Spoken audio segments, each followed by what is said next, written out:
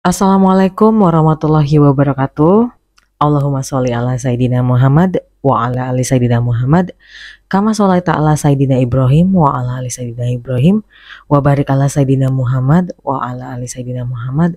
Kama barakta ala Sayyidina Ibrahim wa ala ali Sayyidina Ibrahim. Fil alamina innaka hamidum majid. Bismillah ya Allah, semoga channel Lonasari ini bisa bermanfaat buat teman-teman semua yang menemukan channel ini, bisa membawa kebaikan, perubahan buat kehidupan teman-teman semua. Amin, amin ya robbal alamin. Seperti biasa, Lona akan membacakan komen dari teman kita. Ini ada komen, Kak, bikin konten cerita pengalaman tahajud untuk jodoh juga ya, Kak? Baik. Nah, ini relate sama, kebetulan ini nyambung sama komen dari subscriber Rona. Saya dulu diterima bekerja karena tahajud. Dapat jodoh juga karena tahajud. Bonusnya adalah keliling dunia gratis karena dipercaya perusahaan untuk pameran ke berbagai negara. Alhamdulillah, Masya Allah. Ya teman-teman ya, ini karena permintaan tadi dari teman kita ingin dibahas tentang tahajud untuk mendapatkan jodoh. Lona juga menemukan komen dari subscriber ini. Memang benar teman-teman, tahajud itu selain memudahkan kita untuk mendapatkan pekerjaan yang terbaik, tahajud juga bisa mengantarkan kita kepada pilihan atau menemukan jodoh yang terbaik dari Allah Subhanahu wa Ta'ala. Karena itulah yang terjadi dalam hidup Lona dan suami Lona. Jadi nggak hanya Lona ya teman-teman, tapi suami Lona. Jadi Lona itu dulu waktu selesai kuliah rajin banget tahajud karena Lona ambisius. Ambisiusnya tuh dalam hal Lona pengen, karena Lona sadar kapasiti Lona. Lona sadar bahwa Lona nih nggak oke-oke banget, nggak hebat-hebat banget, nggak cantik-cantik banget. Jadi ada rasa insecure, jujur. Jadi kayak bakal dapet nggak ya jodoh yang baik, setia, terus dia tuh sayang sama Lona. Bahkan Lona saat itu tidak meminta ganteng gitu, enggak. Jadi bener-bener yang kayak, ya Allah, berikanlah aku jodoh yang terbaik yang engkau pilihkan, yang namanya sudah kau tuliskan di Lauhul Mahfuz, untuk menjadi pasangan hidupku sampai akhir hayat kelak, sampai nanti di surganya Allah. Jadi, dan ini motivasi buat teman-teman semua. Ya namanya doa itu nggak ada yang simsalabim. Kalau kata Mbak Mel, yang namanya doa itu juga nggak ada yang nggak dihijabah. Kalau selama pengalaman hidup Lona 34 tahun ya, itu nggak ada doa Lona atau impian Lona yang nggak dihijabah Allah. Palingan paling banter nih dipending. Dipending itu, jadi gini, mulai tanamkan di diri teman-teman. Ketika doa atau keinginan teman-teman belum dijawab juga sama Allah, teman-teman berpikir gini, mungkin yang aku minta itu belum tentu yang terbaik, tapi yang diberi sama Allah itu yang terbaik. Jadi kita bahas soal jodoh. Lona berambisius soal tahajud terus untuk mendapatkan pekerjaan, dan di saat mendapatkan pekerjaan, Lona juga ada perasaan kayak, mana nih jodoh buat aku ya? Kenapa setiap pacaran sama orang selalu endingnya tidak enak? Pacaran udah 2,5 tahun, endingnya hancur, endingnya putus, gak jadi nikah. Setelah itu kapok, trauma, dan gak mau pacaran selama 2 tahun kosong. Setelah 2 tahun kosong itu fokus ya sama pekerjaan, sama karir. Setelah 2 tahun kosong, akhirnya mulai nih membuka hati untuk mengenal orang-orang. Dan kalaupun pacaran juga gak lama, 3 bulan udah kelihatan jeleknya. Pacaran 2 bulan udah kelihatan jeleknya. Jadi sempat sih terpikir kayak, ya Allah, kan aku udah rajin nih soal tahajud, udah berserah diri kepada Engkau, tapi kenapa ya setiap menjalani hubungan ada aja rintangannya, ada aja Engkau tunjukkan kejelekannya, ada aja nggak cocoknya. Apakah hamba memang nggak punya jodoh apa gimana? Nah itu pasti sering terjadi di kehidupan teman-teman, tapi tolong tanamkan di pikiran teman-teman bahwa kalau Allah memang menunda atau belum ngasih jodoh yang tepat, tandanya ya memang orang-orang yang kita temui itu belum yang terbaik. Ya namanya hambanya Allah nih yang rajin meminta kepada Allah. pasti Allah lindungi dan Allah pasti pengen ngasih yang terbaik. Kalau teman-teman sayang nih sama orang, pasti teman-teman pengen kan ngasih yang terbaik. Gitu juga Allah. Allah sayang nih sama hambanya. Sedangkan sama hambanya yang lupa sama Allah aja, yang heboh sama dunia aja, Allah tetap sayang. Karena Allah yakin suatu saat nanti masih ada keajaiban nih, hamba aku ini bisa mendapatkan hidayah dan kembali kepada aku. Apalagi hambanya yang udah sayang banget sama Allah. Tiap hari kerjaannya ingat sama Allah, melakukan ibadah yang mendekatkan diri dan meningkatkan ketakwaan sama Allah. Kalau seandainya masih dipending, berarti itu yang terbaik. Jadi jangan pernah suudzon sama Allah. Jangan pernah, ya manusiawi sih, kayak ya Allah kenapa, kan capek ya kalau ketemu sama orang yang salah terus. Tapi percaya deh teman-teman, kalau kita sekali, dua kali, tiga kali ketemu sama orang yang salah, ternyata kedepannya tuh kita semakin pintar. Kedepannya kita akan semakin menghargai pasangan kita kelak. Yang dipilihin sama Allah bener-bener ini nih yang buat kamu. Karena apa? Kita udah menjalani sama 3 orang tadi yang sebelumnya. Dan kita bisa melakukan perbandingan. Oh, ternyata pasanganku ini udah baik banget dipilihin Allah. Mantanku yang dulu pelit, kerjaannya morotin aku mulu. Ini pasanganku setiap dia ada gaji, dia kasih ke aku. Setiap dia ada rezeki, dia selalu membahagiakan aku. Di situ aja kita udah dapat poin menghargai pasangan ya. Pasti pasangan kita juga merasakan ketulusan dan penghargaan yang besar itu. Jadi menurut Lona, orang-orang yang sering diuji sama Allah, dia justru belajar, dia justru mendapatkan kesempatan untuk lebih banyak tahu dibandingkan orang-orang yang mungkin lebih cepat untuk dapat. Jadi gagal berkali-kali sehingga dapat pengalaman gitu loh. Pengalaman itu pelajaran yang paling berharga teman-teman. Jadi memang saat itu Lona memang gak ada yang galau, yang kayak mungkin karena Lona mencintai karir Lona juga saat itu ya, lagi menikmati masa-masa muda juga saat itu. Dan jujur Lona menikah itu umur 24 mau menuju 25, dijodohin sama mama. Sebelumnya mama juga udah sering jodohin sama cowok lain ya, sesama orang Minangkabau, Padang. Tapi ya itu memang ya nggak cocok. Entah itu nggak cocok sama keluarganya, entah nggak cocok atau belum sempat ketemu, ya udah nggak jadi aja gitu.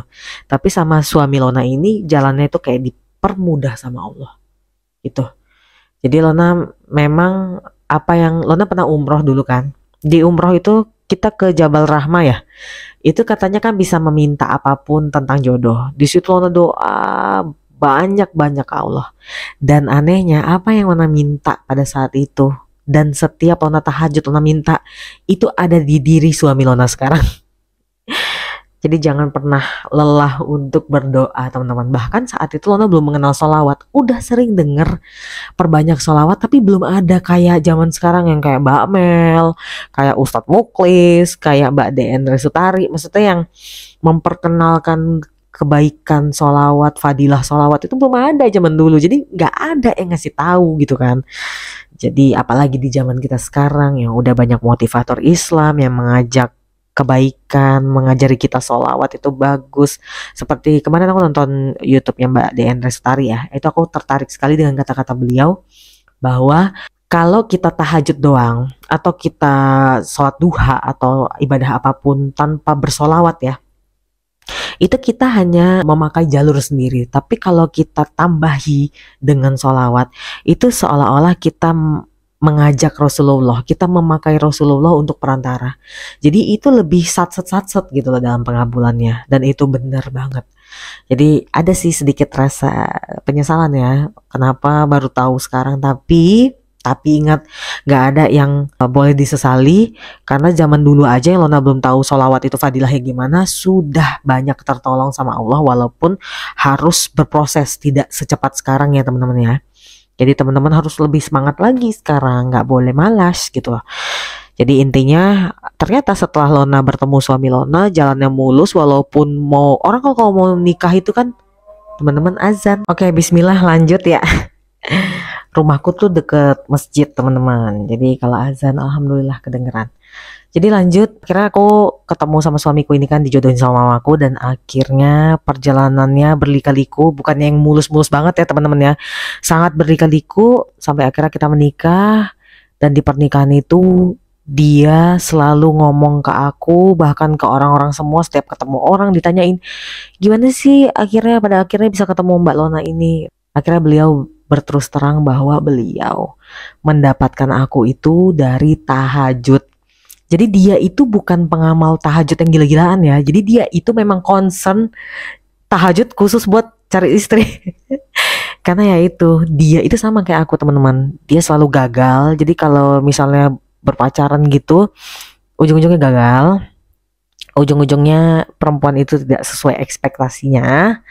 Sampai akhirnya dia tahajud, dia ngikutin Ustadz Yusuf Mansur katanya. Dia tahajud, dia rajin, terus dia minta lah ke Allah Subhanahu wa taala bahwa ya Allah berikanlah aku istri yang terbaik, istri yang bisa bersama-sama aku, baik suka maupun duka. Dia bisa jadi partner hidup yang setia, bahkan sampai ke surga, til jannah ya istilahnya. Dan dia bilang ke aku bahwa semua yang aku minta di sepertiga malam itu ya memang aku dapatin sekarang di kamu gitu. Karena kamu tuh bukan sekadar istri, tapi bener-bener kayak apa ya, kayak pegangan katanya, kayak kayak kok kadang dia kalau bercanda, kamu tuh kayak kodamnya aku. Kalau kamu sampai nggak ada, siapa lagi yang memperjuangkan aku via jalur langit sayang. Jadi intinya ternyata Allah itu mempertemukan hambanya yang sama-sama sholat tahajud. Jadi teman-teman, siapapun jodoh kalian adalah cerminan kalian. Aku pernah dengar cerita temanku, kalau kalian pemabuk, kalian akan dapat pasangan yang kelakuannya sama, suka mabuk-mabukan, suka dunia malam. Kalau kalian pekerja keras, pasangan kalian juga ya nggak jauh beda gitu. Jadi dia memang sama Lona dipertemukan Allah karena sama-sama rajin tahajud dan meminta jodoh lewat sholat sepertiga malam gitu. Tapi ya itu, suami Lona kalau udah dapet nih, udah di tangan, udah di genggaman, udah jadi istri, udah dia nggak tahajud-tahajud lagi. Nanti dia tahajud kalau pas lagi interview yang dia suka banget sama kantornya, baru dia tahajud seminggu. Tapi habis itu nanti kalau dia nggak terima nih yang gajinya oke, udah dia nggak tahajud-tahajud lagi. Itu nggak boleh teman-teman ya. Jadi intinya buat teman-teman semua yang masih galau nih, yang mungkin Mbak aku ada lagi naksir cowok tapi cowoknya lagi punya pacar, jangan salah teman-teman. Waktu Lona lagi dipertemukan sama mama sama ibunya suami, kan lagi dijodohin tuh.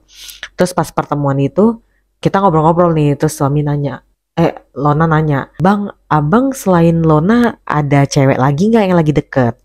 Terus dia bilang, selain Dek Lona ada 3 kandidat lagi sih yang lagi abang deketin. Oke, udah mati kan. Terus dia nanya kan, kalau Dek Lona selain abang ada cowok lagi nggak? Lona terus terang, Lona bilang nggak ada ya bang, soalnya kemarin itu baru putus banget dan belum berani memulai dengan siapapun. Tiba-tiba mama nyodorin abang, jadi ya belum ada gitu. Terus dia kayak agak-agak menyesal menjawab itu karena dia ngerasa gila nih cewek. Biasanya kan kalau gue jawab kayak gitu, cewek-cewek pada mikir, sok ganteng banget nih cowok, malas banget gue kayak dia aja yang paling laku, terus bakal ngebales. Tapi si Lona ini kok jujur banget gitu, dia terus terang bahwa dia memang gak ada siapa-siapa. Terus dia ngomong, terus Lona gimana, marah gak nih kalau aku ada 3 kandidat lagi selain Lona? Terus pengamal tahajud kan lagi-lagi ya orangnya santuy, menyerahkan segalanya sama Allah dan gak ada iri hati dan dengki, dan percaya bahwa yang dipilihkan Allah adalah yang terbaik. Bahkan kalau gagal pun pasti itu yang terbaik. Jadi Lona menjawab dengan mantap, Bang tenang aja, Lona gak marah. Pokoknya abang jalanin nih sama 3 kandidat ini ya. Kalau misalnya abang serk sama yang duanya lagi, Lona enggak, abang boleh terus terang sama Lona, nanti Lona bantuin ngomong sama mama sama ibu abang bahwa kita ternyata setelah dijalanin gak cocok, jadi abang bisa lanjut tuh sama yang cewek abang pilih. Tapi ingat bang, kalau abang memang seneng sama Lona, ya tinggalkan yang 2 lagi, fokus sama Lona.